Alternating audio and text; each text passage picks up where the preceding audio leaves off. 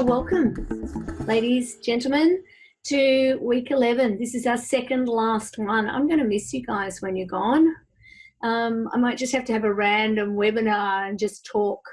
Not that you really talk back to me, but you know what I mean. Give me a second. I will bring up the presentation. We've got a bit of a system going down now. I think you know how it works. I'm hoping you can see me or see the presentation now.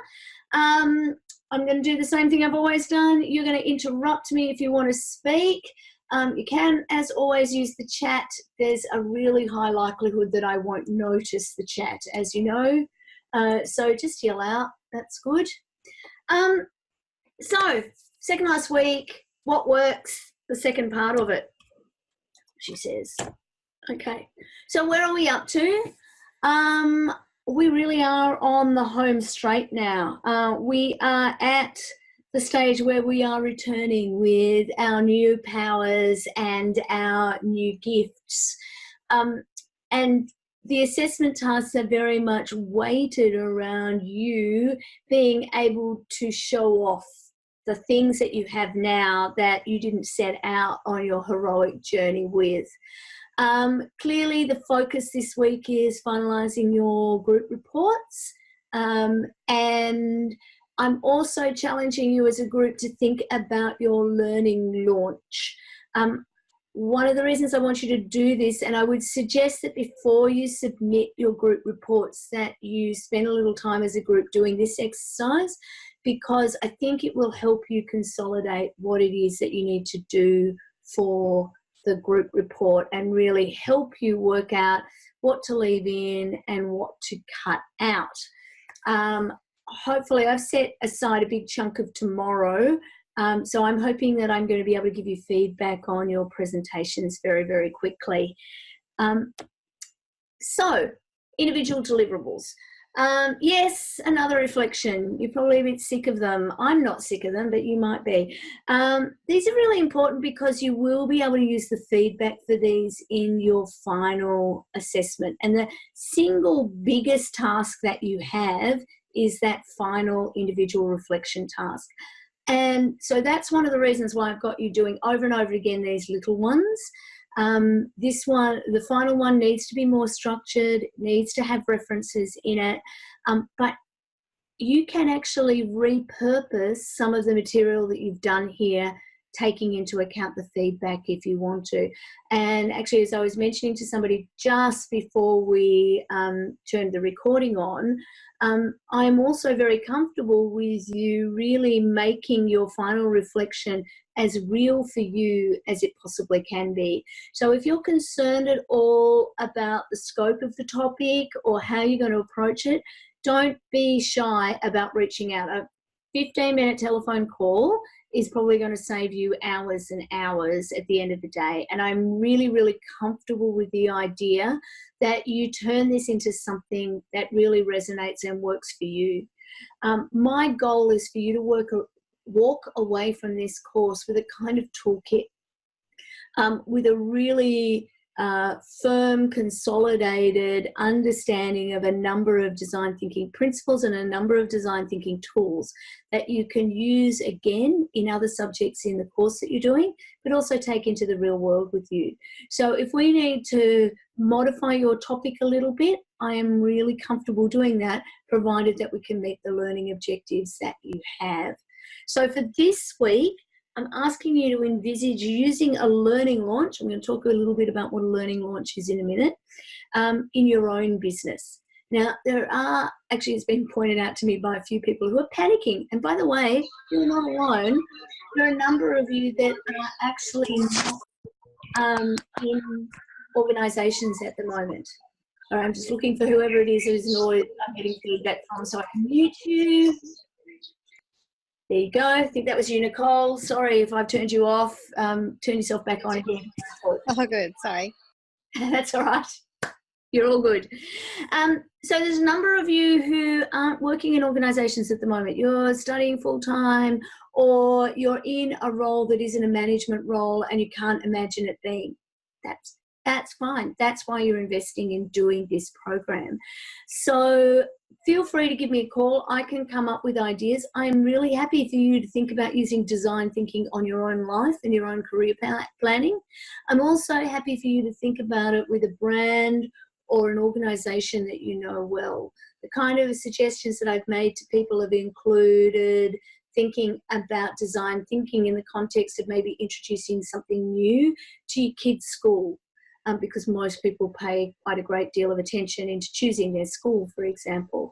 You might want to do it in relation to, you know, your own career planning, you know, like Catherine Nolan 2.0. How am I going to introduce design thinking and get my family or my boss to understand as I'm looking for the next career goal?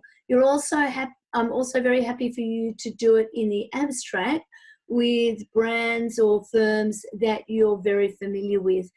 The problem is the more distance there is from you and the organisation that you're thinking about, the more research and information gathering you're going to have to do at the very beginning. And that's just to set the context, and it's of fairly limited value in this space. So again, if you're worried about the context or whatever, just give me a call. My number's really easy to get. Send me an email. We will have a chat about it.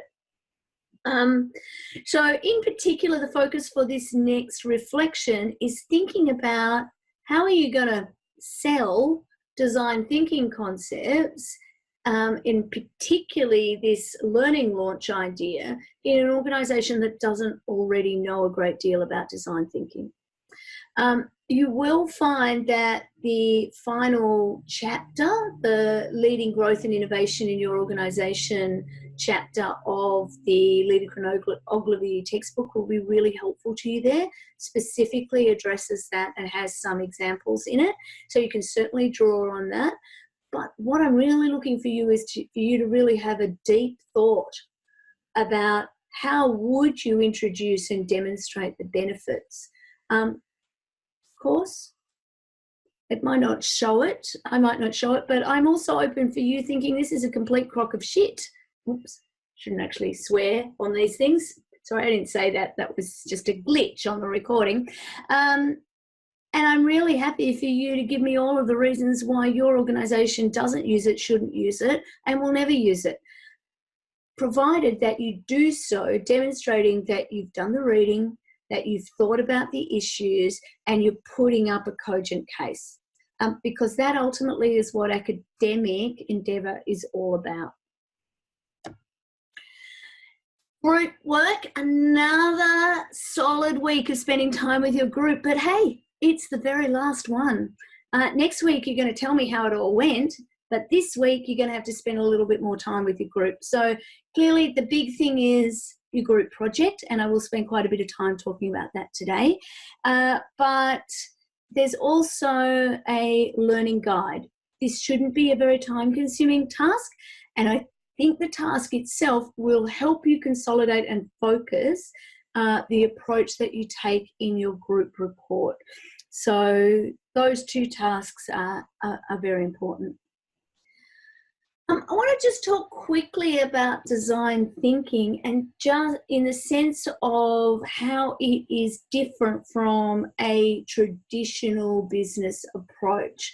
So in a traditional approach, we can see that sort of top line thinking here, where we start traditionally with thinking, what are the competitors doing?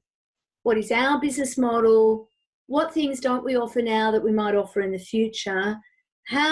What channels would we use? And then we think about what customers we would sell it to. Design thinking turns that on its head.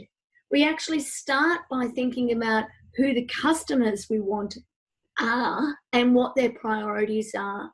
From there, we think about the ecosystems that are required to meet those priorities that the customers have.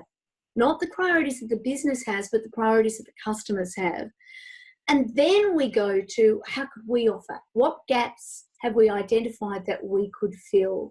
And what does that mean for us and for our business?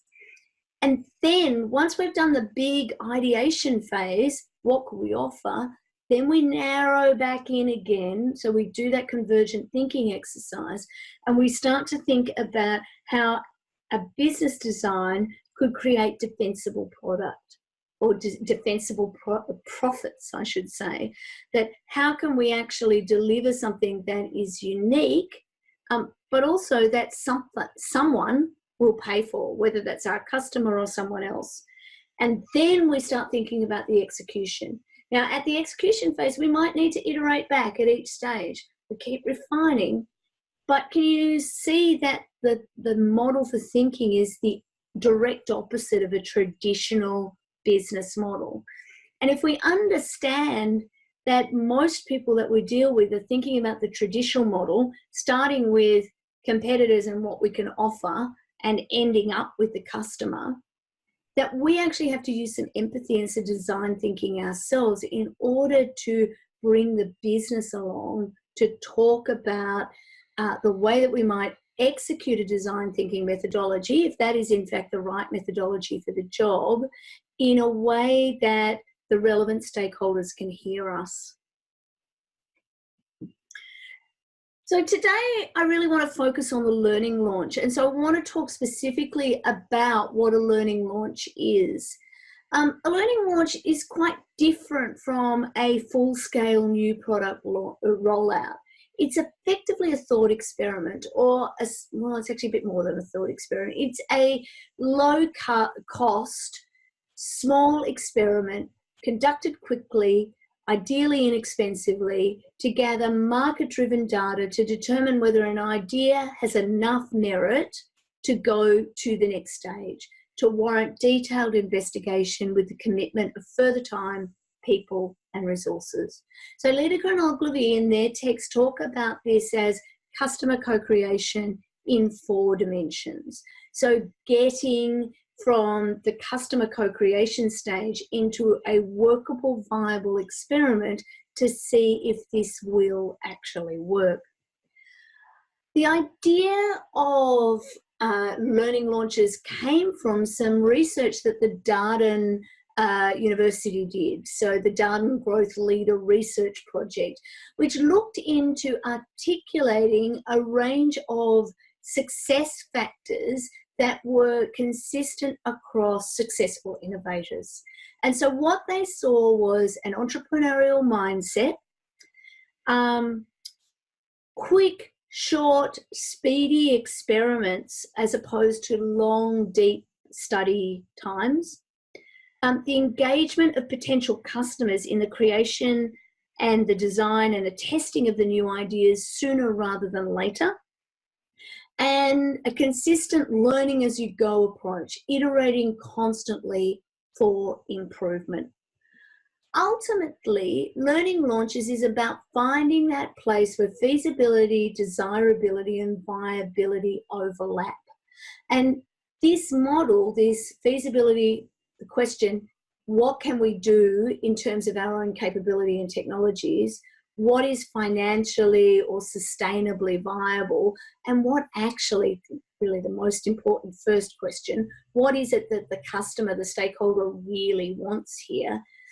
That was one of the first models that we looked at in this subject, because ultimately that is the gain that is required by all design thinking approaches. So learning launch is all about testing beyond what the customer actually says and identifying what it is that they do. I know you're probably completely exhausted by that huge number of models that I always seem to be showing you, but at the end of the day, this is just stretching out the design thinking process to remind you that it is a continuum, that we are constantly readdressing it. So we start by doing our what is stage. We're thinking about what it is that the customer says that they want. And then through deep research, empathy, observation, we think about what it is that the customer says that they will do. We understand the pains that they need relieved. So we're thinking here about the empathy map. You have a relatively good idea then about what it is that you want to offer. you start to think about the feasibility for delivery, but then you test again. You think about and you observe what it is that the customers actually do. So the differences between what they say they do and what they actually do. And then we test the assumptions relating to feasibility, and we learn, we iterate, we test again. We keep going around that cycle over and over and over again until we refine into getting the right idea. The purpose of a learning launch is all about learning. If you get valuable information, the learning launch will be a success, even if that valuable information is, this is never going to work. And I want you to be aware of that as you think about it for your final reports, because some of you will have gotten to a point now where you had this great idea, you've gone through the process, you've got there, and now there might be people in this group who are panicking. They're thinking, well, now we know it's not going to work. What do? Do we pretend it's going to work? No, you don't. I actually have absolutely no difficulty at all with you submitting a report that's effectively saying, we've got this far, but for this range of reasons, our recommendation is stop investment now. That shows, and that's hard to do. It's actually really hard to do. And I want you to just stop and acknowledge that for a second. It's absolutely great to come up with the billion-dollar idea and to be making this recommendation, and that's awesome. The reality is the chances of any of you doing that are really low, but even if you do, the chances of me recognizing that it's a billion-dollar idea are probably even lower. But there is no shame in getting to this point, having done the experiments, thought experiments largely, but getting to this point and saying, actually, we would not recommend progressing this any further for these reasons. If they're good, logical reasons. At the end of the day, that's the benefit of a design thinking process, is every failure is a learning opportunity. And we're not setting out to fail, but if it turns out that we do fail, that's something that we learn early and that we can capitalize on.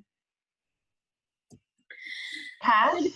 Yes. Just quickly on that, with the innovation stuff that I've been doing, we got all the way to prototyping and tested our idea on our target audience, our customers, and they gave us feedback that they just would not use it, that it did not hit the mark whatsoever, and from some really stressful, so disappointing, but such great feedback. Yeah.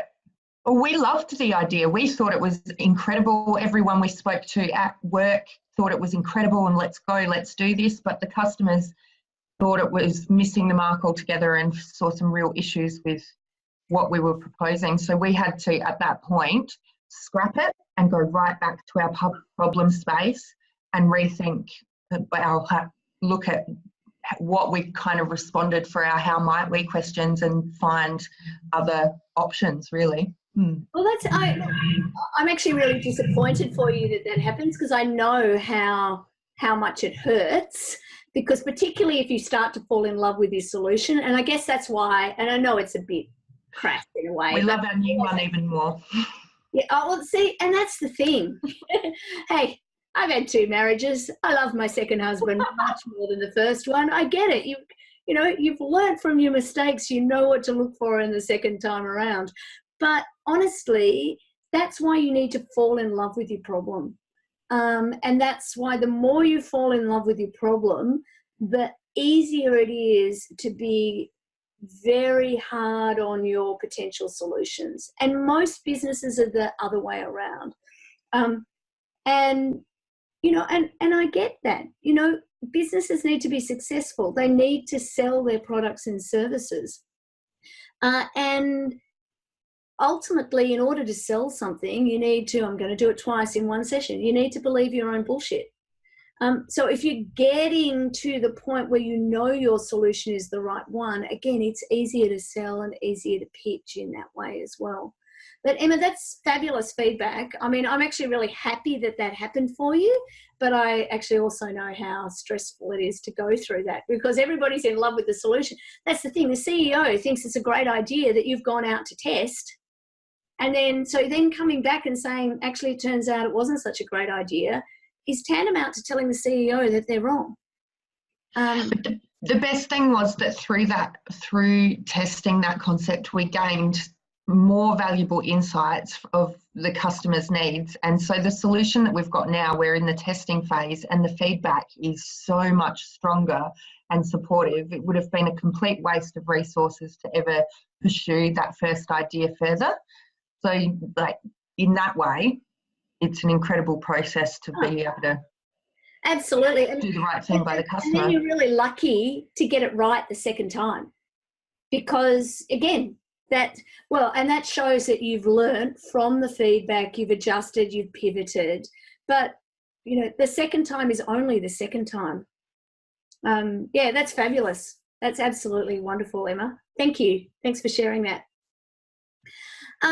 So this slide, just a quote from the materials actually. To be successful, learning launches must quickly determine the validity of key underlying value generating assumptions.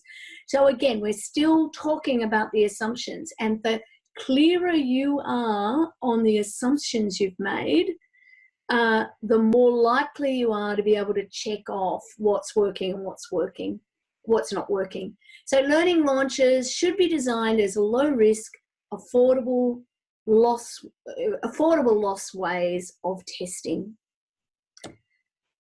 So again, risk of throwing a couple of charts in your direction. This is really the theory here that we should, if we're learning at the early phase, so I'm just going to try, I haven't got my pen today, so if we're starting low cost and early in this stage here, rather than setting up high cost, high risk experiments, if we're just iterating small, low cost experiments, that chances are that we will get to that midpoint where we can make decisions for lower cost before it's too late.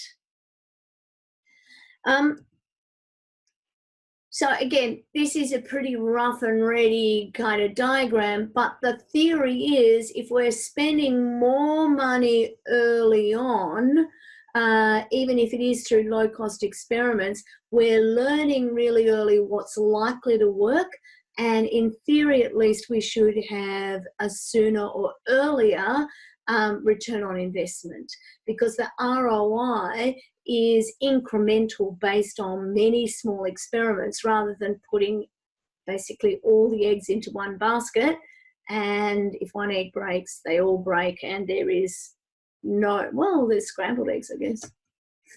So again, a lot of the literature or a lot of the folklore, for want of a better expression, around thinking about failure in an agile sense is about celebrating failure. Design thinkers would say, don't celebrate it, learn from it. Failure is an opportunity to identify where there are assumptions that you didn't realize you were making that you need to check, or where there is a gap between what people say they will do and what in fact they actually do. All failure is a learning opportunity. So a question that I get asked from time to time too is, how is a learning launch different from this idea of customer co-creation that we spoke about last week? Ultimately, learning launches are about experiments. They're quick, they're inexpensive, where you've worked with your customer or your stakeholder to come up with the ideas. The learning launch creates a bridge between that customer co-creation idea and ultimately some kind of commercial rollout. Ultimately, your customer is a stakeholder, but your customer also, they're looking at it from their point of view. And ultimately, businesses need to be profitable. You need your own staff to be happy. You need for those things to fit together. So Liedeke and Ogilvy call the learning launch customer co-creation in 4 dimensions. And I think that that's a really useful way of thinking about it. It's customer co-creation, on speed, clear experiment. So every stage of the design thinking process requires observation and empathy. And I think it's kind of useful, now that you've thought about each of the stages, to maybe think about it in terms of these kind of was going to say questions, but they're sort of statements. Just that remembering that people don't always do what you think they're going to do. People don't always do what you tell them to do. People don't always do what they think they do. And people don't always do what they say they do. Ooh, typo in the slide. I hate that. I don't know if you remember, I think it was probably the very first week that we did one of these webinars. One of the slides that I have shows you a bike path, and the bike path, there's clearly a grid that's designed to slow people on the path down before they hit a busy road. But when I expand the slide, you see that actually what's happening is cyclists are going around the grid. There's no fence, there's nothing there to stop them, because at the end of the day, the cyclists don't have the same value set. They know they're supposed to be on the path, but at the end of the day, slowing down and zigzagging through a grid, that they're not interested in that, and they can go around it. And that's a classic kind of design thinking flaw. And I think if we go back and keep just reflecting on these points, are our customers or stakeholders doing what we think they do? Are they using our product and service in the way that we think or the way we designed it to be used, the way we expect them to use it, or are they doing something quite different? We've told them how to use it. Are they actually doing it that way, or are they doing it in a different way? Are they actually doing what they think they're doing? They might think that they're just riding as safely as they possibly can, but actually what they are doing is taking the shortcut so that they don't have to slow down. But they're not doing it in a mindful way. What they say they do is different from what they actually do. And I think if we keep reflecting back on these points, we get all sorts of insights.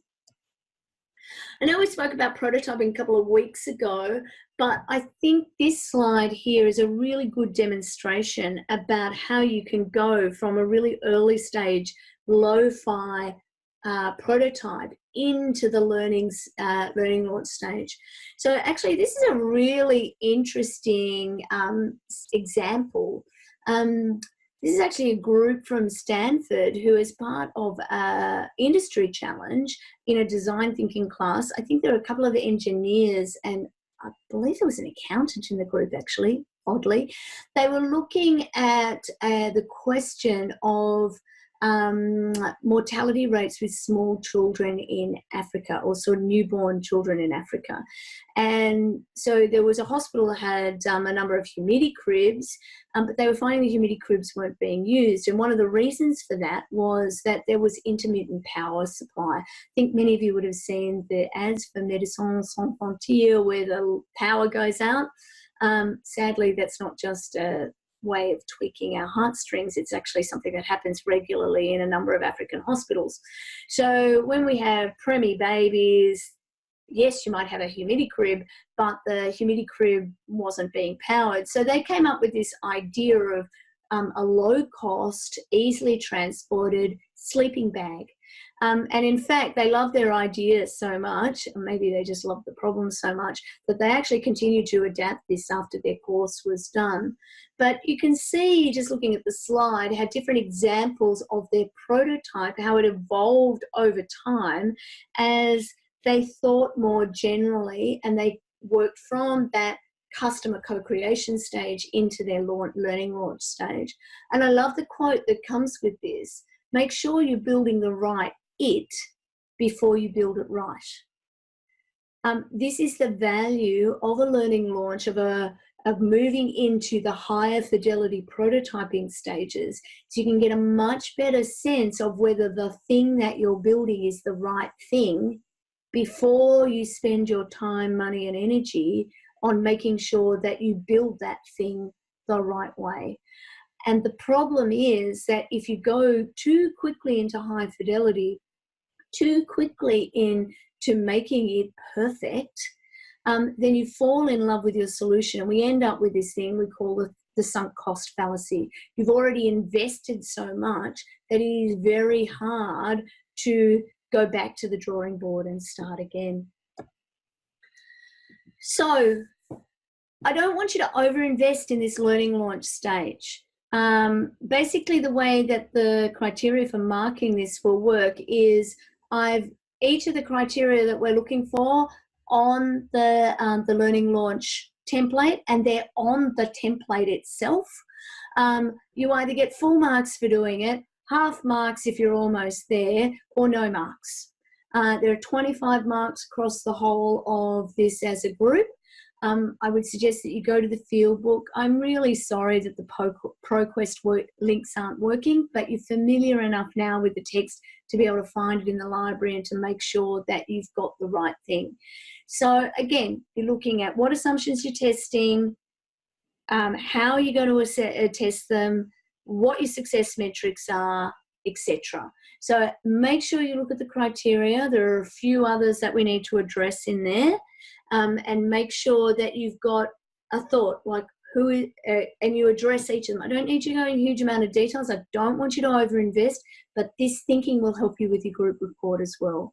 Who's your core team? What skills do you need on the team? Those kind of things. So look carefully at what the criteria are.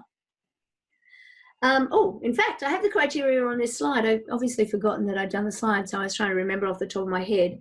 So boundaries that you apply. How will you know when you've finished?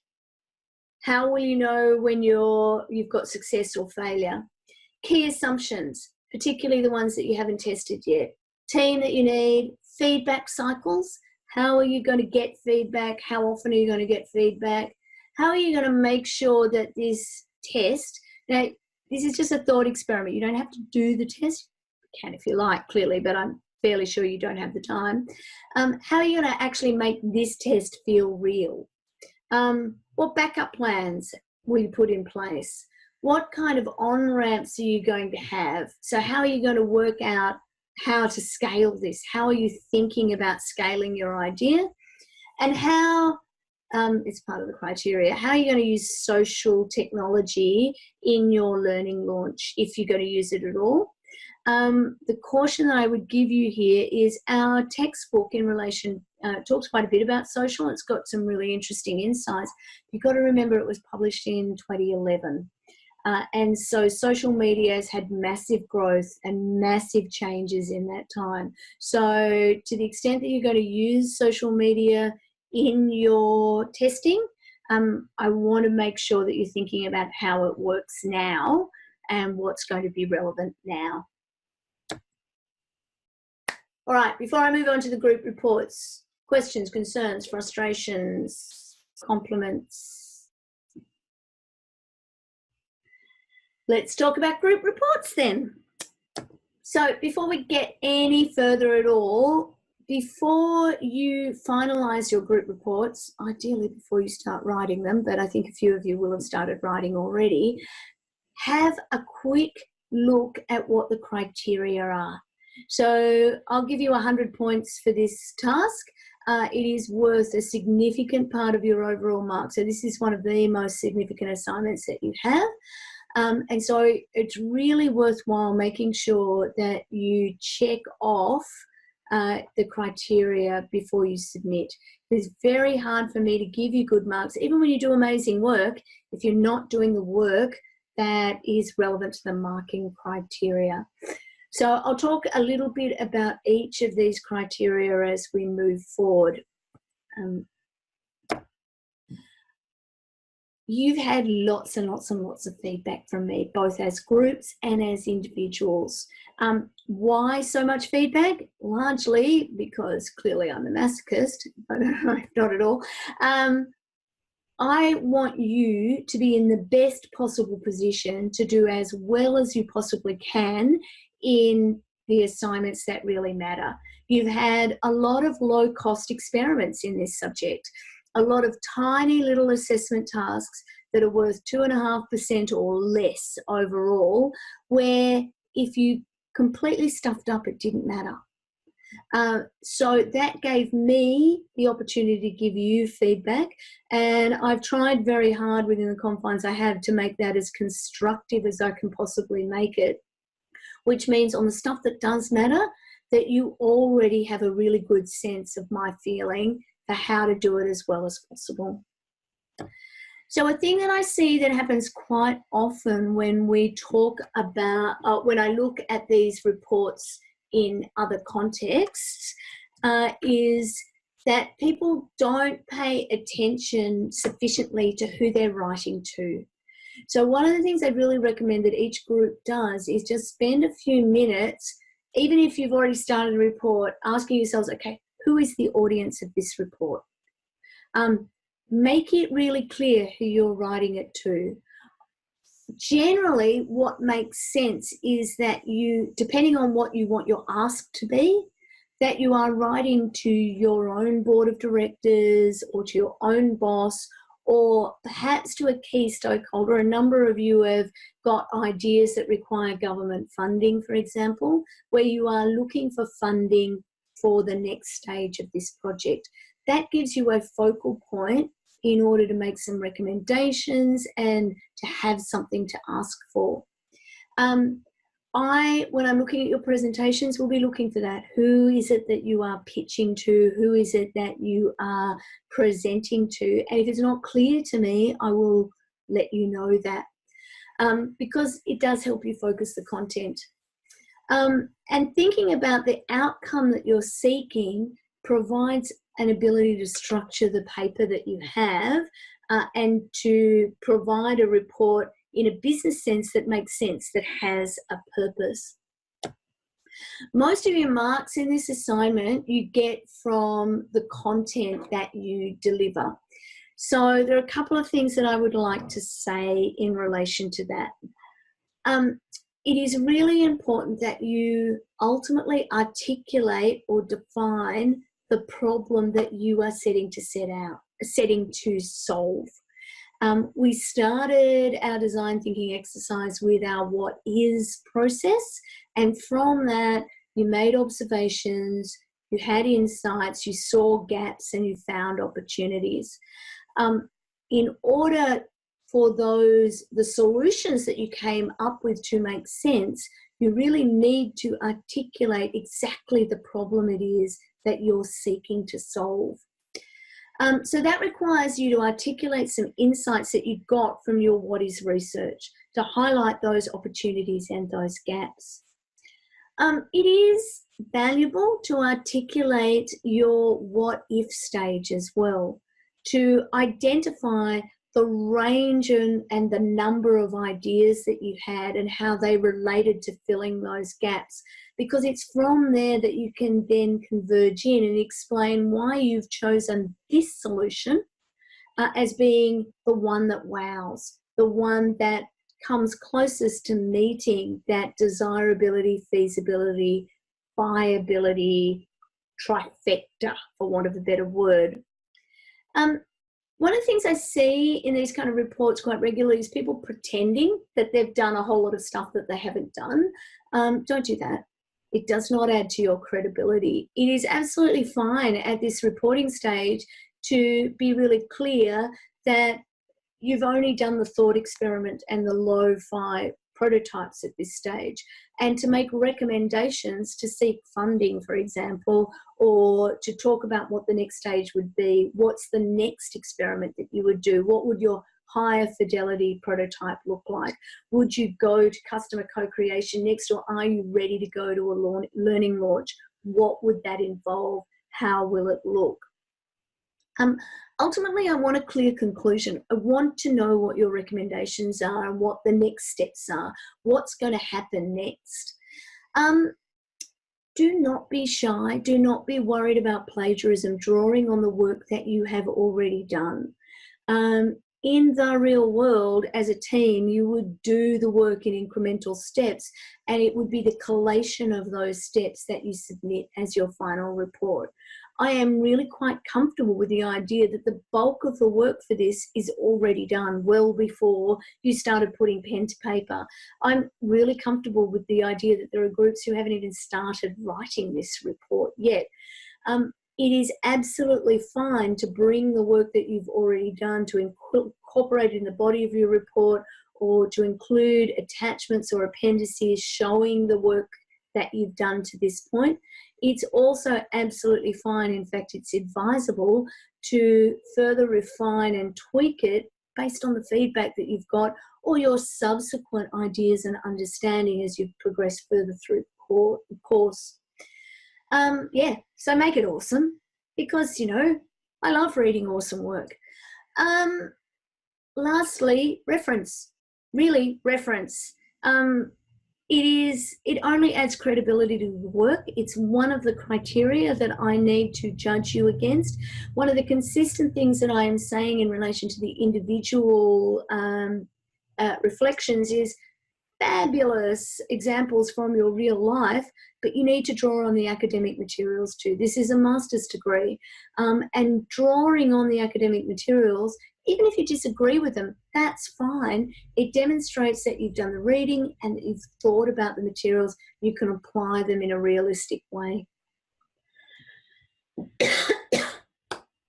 In the materials for the group report, you can download a PowerPoint presentation which talks about how to write a business report in this context. And the next couple of slides that I'm about to show you draw heavily on that material, so I'm not going to show you that slide pack as well. One of the key things that you get marked for is the way that you structure the report. And I think you need to really think about that as part of your planning stage. Again, this is often where the Post-it notes on the door can really help you. Executive summaries are really, really helpful. A couple of things about them.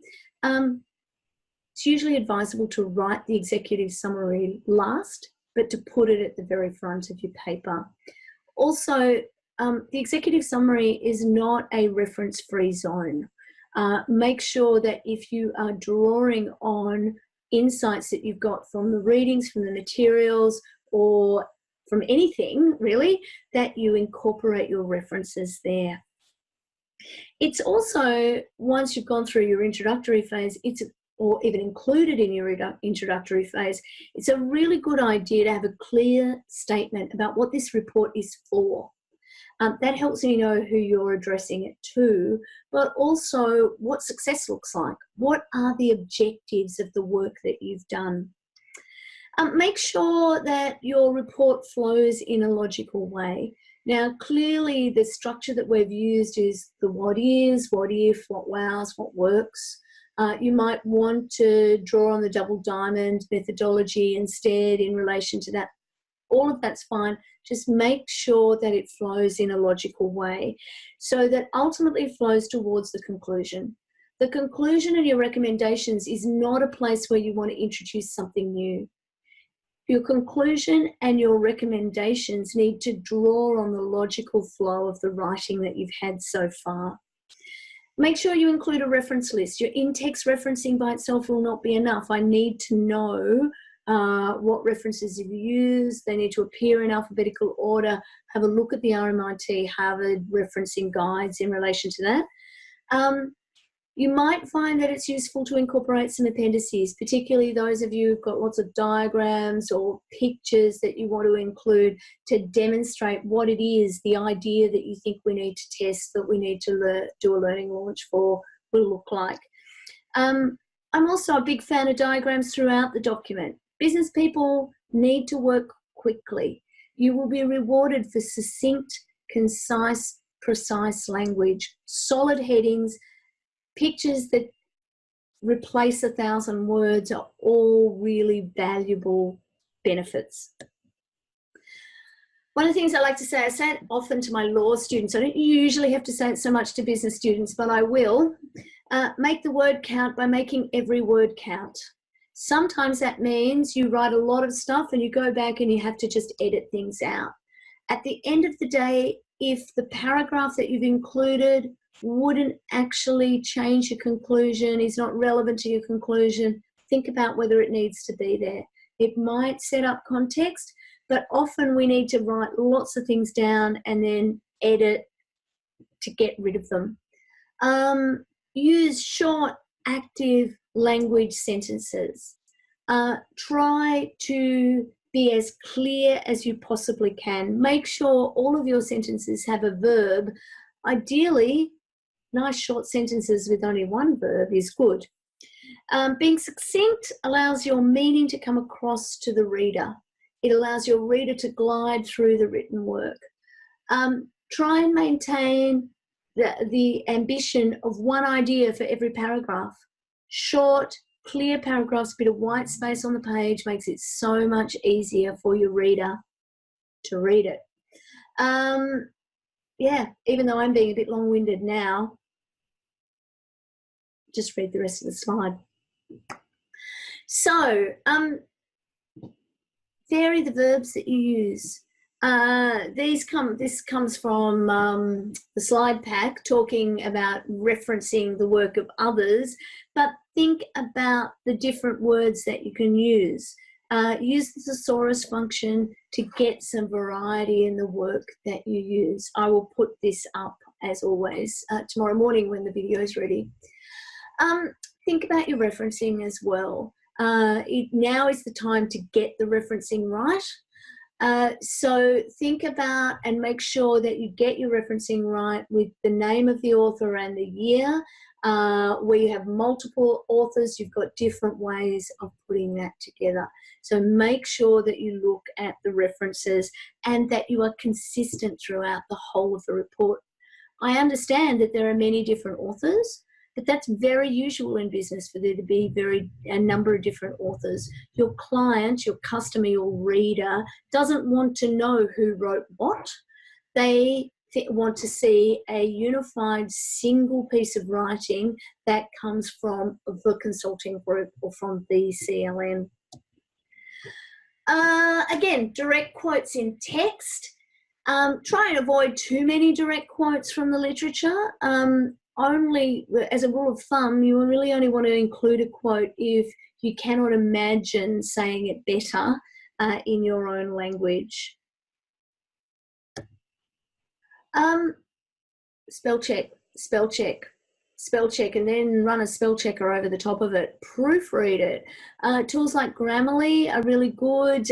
Word has its own built-in grammar and spelling checker.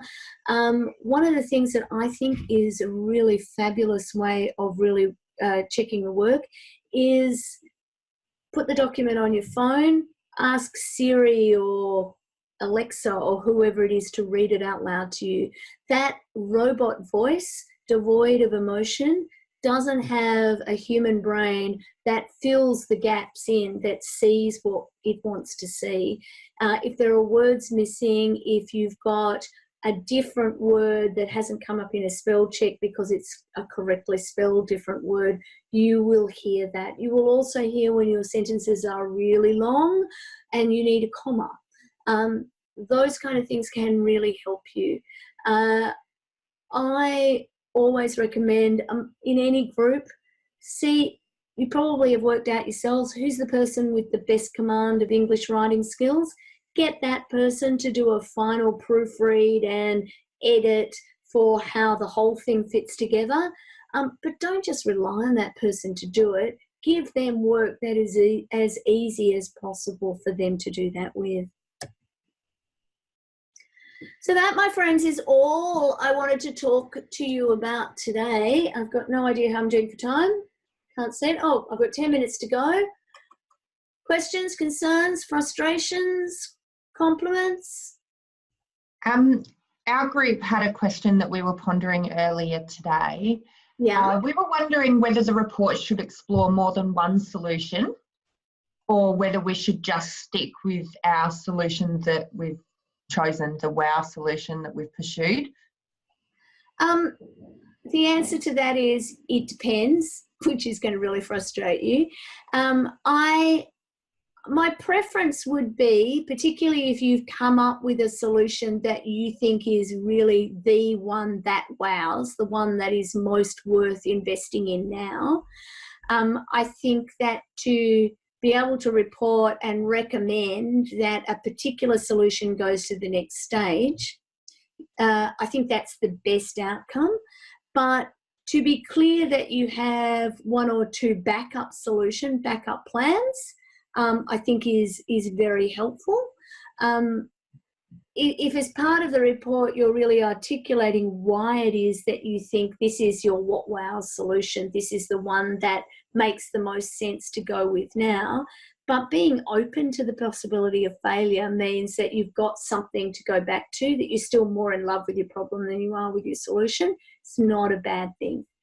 But ideally you would have one that you are weighted most towards, and that is the focus of your report. Does that help? Hey, she's nodding. Anything else?